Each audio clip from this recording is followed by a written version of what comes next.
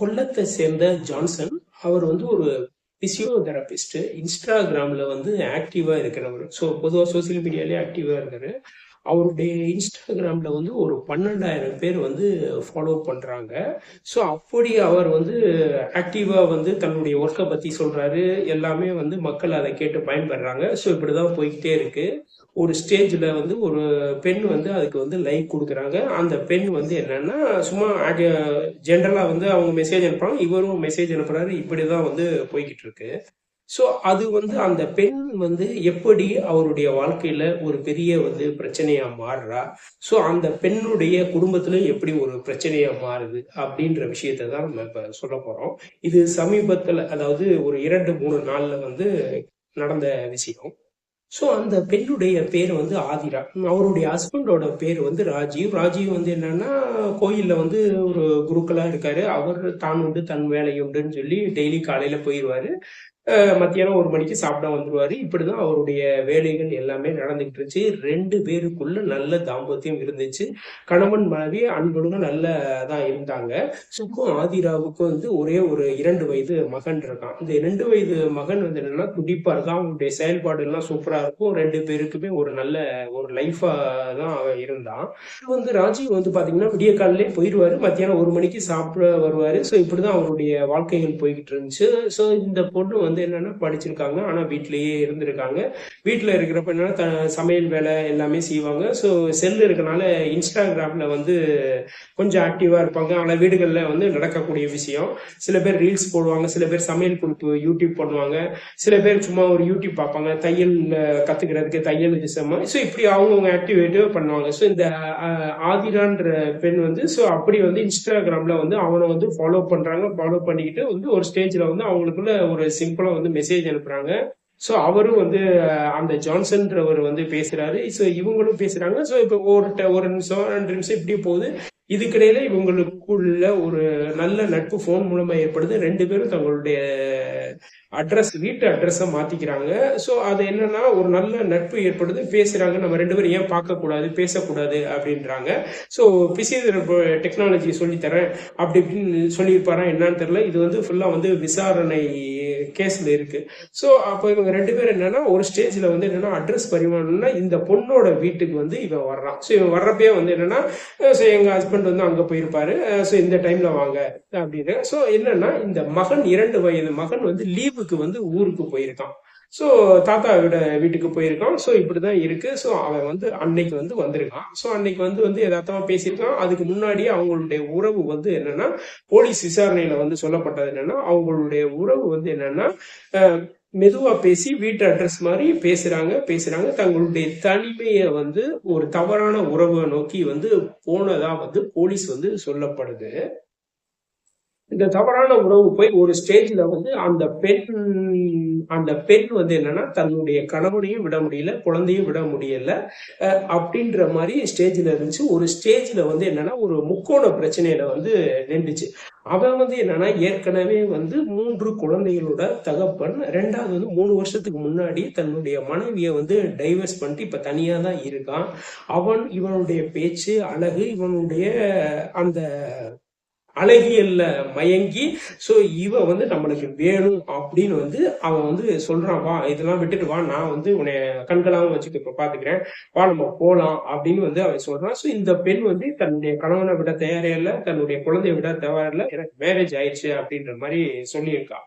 So இது என்னன்னா ஒரு பெரிய பிரச்சனையா இருக்கு. அவன் வந்து அன்னைக்கு பிளான் பண்ணி தான் வந்திருக்கான். ஸோ அந்த பொண்ணு வந்து காஃபி கொடுத்துருக்கு, நல்லா காஃபி தான் சாப்பிட்டுருக்கான். அவன் தன்னுடைய தேவைகளை வந்து பெட்ரூம்ல முடிச்சிட்டு இவங்களுக்குள்ள ஏதோ ஒரு வாக்குவாதம் வந்திருக்கு. ஸோ அந்த வாக்குவாதம் வந்த பின்பு என்னன்னா அவன் வந்து என்னன்னா கத்தியை எடுத்து வந்து அந்த பொண்ணை வந்து துடிக்க வந்து முடிச்சுட்டு அந்த பெண் இறந்ததை உறுதிப்படுத்திட்டு மெதுவா வெளியில மெதுவா வந்து யாருமே இல்லை அப்படின்னு நினைச்சு என்னன்னா அங்க இருக்க ஸ்கூட்டிய சாவி எடுத்துட்டு அந்த பெண்ணுடைய ஸ்கூட்டி எடுத்துட்டு அவன் பாட்டுக்கு போயிட்டு ரயில்வே ஜங்ஷன்ல வச்சுட்டு ஆட்டோமேட்டிக்கா அடுத்த ட்ரெயின்ல ஏறி போயிட்டான். சோ வந்து என்னன்னா அன்னைக்கு 1 மணிக்கு வந்து ராஜீவ் வர்றாரு. ராஜீவ் வந்தோடனே வீடு வந்து தாழ்பால் இப்படி போட்டுட்டு வந்து தட்டுறாரு. சவுண்ட் இல்ல, டக்குன்னு கதவு லைட்டா. சோ உள்ள போறாரு. அது நான் சாப்பாடு வை, ரொம்ப பசிக்குது அப்படின்றாரு. சோ எந்த விதமான ரெஸ்பான்ஸ் இல்லை. உடனே இமிடியேட்டா வந்து சமையல் ரூம் போறாரு. கத்திக்கிட்டே சமையல் ரூம் போறாரு. சமையல் ரூம்ல இல்ல, அடுத்து பெட்ரூம் போறான். அங்க பார்த்தா கொலை செய்யப்பட்டிருந்தா. உடனே இமிடியேட்டா கத்துறாரு. அக்கம் பக்கம் பக்கத்து வீடு எல்லாருமே வர்றாங்க. இமிடியேட்டா சொந்தக்காரங்க போன் பண்றாங்க. எல்லா பொண்ணும் போலீஸ்க்கும் போன் பண்றாங்க. சோ போலீஸ் வந்து என்ன ஒரு 5 நிமிஷத்துக்குள்ள வராங்க. வந்து அங்க வந்து என்னன்னா என்ன பிரச்சனைன்ற விஷயம் எல்லாமே கேக்குறாங்க. ஃபுல்லாவே ரிப்போர்ட் பண்றாங்க. தடயவியல் வருது. சோ அதுக்காண்டிட்டு போட்டோகிராஃபர் எல்லாமே வந்து எல்லா விஷயங்களும் நடக்குது. சோ அந்த பெண்ணுடைய பாடி வந்து போஸ்ட்மார்ட்டத்துக்கு போகுது. சோ இதுக்கிடையில வந்து என்னன்னா கணவன் சொல்ற விஷயம் எதுவுமே வந்து போலீஸ்க்கு நம்புற மாதிரி இல்ல. சோ என்னன்னா எப்பயுமே ஒரு கொலை நடக்குது. அந்த கொலை என்ன கணவன் மட்டும்தான் ஃபர்ஸ்ட் ஆச்சு. சோ இவங்க என்னன்னா ஹஸ்பண்ட், ஒய்ஃப், குழந்தை. இந்த குழந்தை வந்து என்னன்னா ஊருக்கு தாத்தா வீட்டுக்கு போயிருக்கு. சோ இவங்க 2 பேர் தான். பெருசா வந்து இது இல்லை. ஸோ இவங்களுக்குள்ள ஒரு சண்டை ஏற்பட்டு கொலை பண்ணியிருக்காரு அப்படின்ற மாதிரி தான் போலீஸ் நினைச்சாங்க. அவரை வந்து துருவி துருவி விசாரிக்கிறாங்க. அவர் தன்னுடைய உண்மையை பேசுறாரு. ஒரு ஸ்டேஜ்ல வந்து அவங்களுக்கு வந்து பல விஷயங்கள் வந்து தெரிய ஆரம்பிக்குது.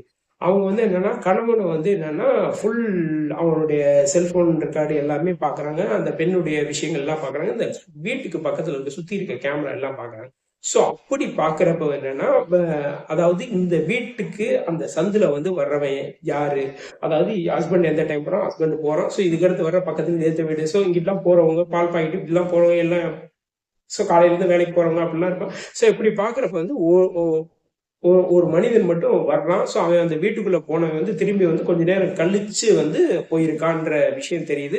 அவன் போறப்ப இந்த பெண்ணுடைய டூ வீலர் எடுத்துட்டு போயிருக்கான். சோ அது எங்க பாக்குறப்ப ரயில்வே ஸ்டேஷன்ல வந்து அவன் டூ வீலரை விட்டுட்டு ரயில்ல ஏறி போயிருக்கான் அப்படின்ற விஷயம் தெரியுது. இவன் யாரு அப்படின்னு வந்து சர்ச் பண்ண ஆரம்பிக்கிறாங்க. சோ முகப்பாவம் கரெக்டா ஃபேஸ் வந்து சரியா பதியுது. சோ என்னன்னா சோசியல் மீடியால அந்த போட்டோ எடுத்து ரிலீஸ் பண்ணி விடுறாங்க. இந்த சோசியல் மீடியால ரிலீஸ் பண்ணி விடுறப்ப என்னன்னா அது ஆட்டோமேட்டிக்கா ஸ்ப்ரெட் ஆகுது. மக்கள் பாக்குறாங்க. சிலது ஷேர் ஆகுது. ஸோ அப்படி போறப்ப என்னன்னா ஒரு ஸ்டேஜ்ல வந்து என்னன்னா போலீஸ் வந்து இந்த குற்றவாளியை தேடி வந்து பல டீம் உருவாக்குறாங்க. அவங்களுக்கு வந்து என்னன்னா பல விஷயங்கள் வந்து பிடிபட ஆரம்பிச்சிருச்சு. ஸோ இந்த சமயத்துல வந்து போலீஸ் ஸ்டேஷனுக்கு ஒரு ஃபோன் கால் வந்திருக்கு. ஃபோன், சார் நீங்க தேடுற குற்றவாளி எங்க வீட்டுல தான் இருக்காரு, நீங்க இமிடியேட்டா வந்து அரெஸ்ட் பண்ணலாம்னு இமிடியேட்டா டீம் வந்து கிளம்புறாங்க.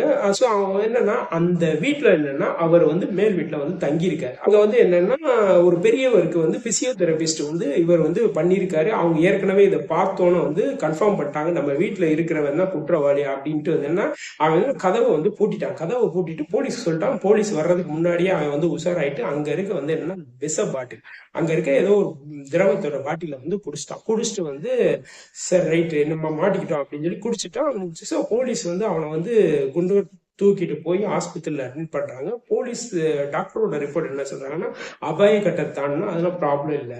ஸோ இப்போ வந்து என்னன்னா ஹாஸ்பிட்டல்ல போலீஸ் கஸ்டடியில இருக்கான். இதுக்கு அடுத்து தான் விசாரணை நடக்க போகுது. அதாவது இந்த இதுல வந்து பாத்தீங்கன்னா நம்ம வந்து சோசியல் மீடியா யூஸ் பண்றதுல வந்து பிரச்சனை இல்லை. அதை எப்ப யூஸ் பண்ணணும், எதுக்கு யூஸ் பண்ணணும், அதாவது என்னன்னா ஹஸ்பண்ட சொல்றதுல பிரச்சனை இல்லை. ஒரு ஒரு ஒரு உறவு வந்து தேவையில்லாம ஒரு தவறான உறவா வந்து மாறி போறதுக்கு வாய்ப்பு இருக்கு. தங்களுடைய வாழ்க்கையை வந்து சில பேர் வந்து இழந்துடும்.